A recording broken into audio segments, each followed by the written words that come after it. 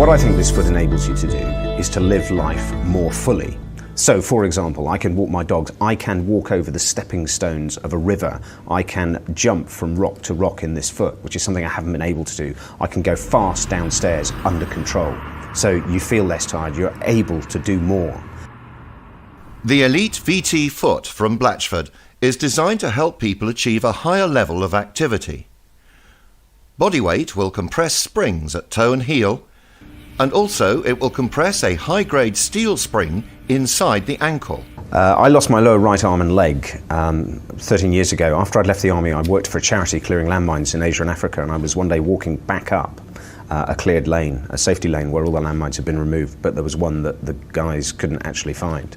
I was very lucky to live, and I did my first marathon less than a year after leaving hospital, so I was fortunate and I recovered very quickly. I choose to have an aspiration, which is to run ultra-distance races, of which I do quite a lot, at the age of 73.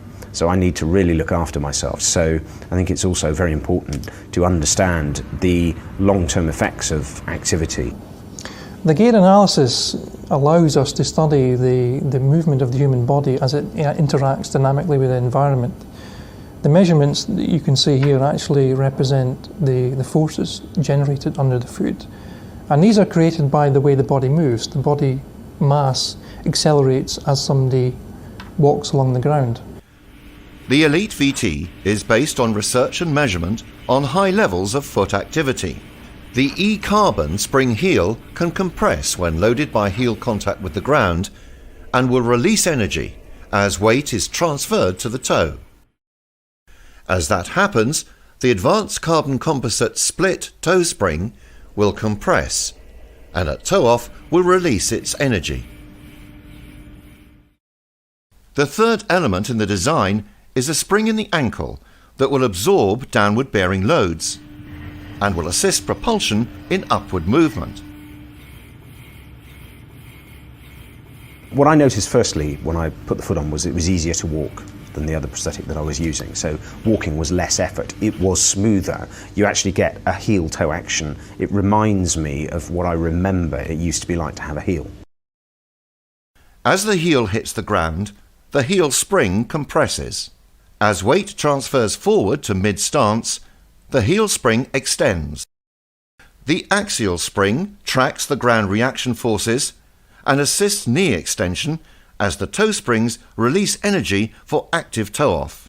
During running, the heel, axial spring and toe are loaded about a single peak for a powerful response. The axial rotation in the pylon ensures that shear forces are cushioned throughout the cycle. In a fixed foot, a natural twisting movement puts all the stress into the back. With the EliteVT, some of that movement is accommodated and supported by sprung rotation in the ankle.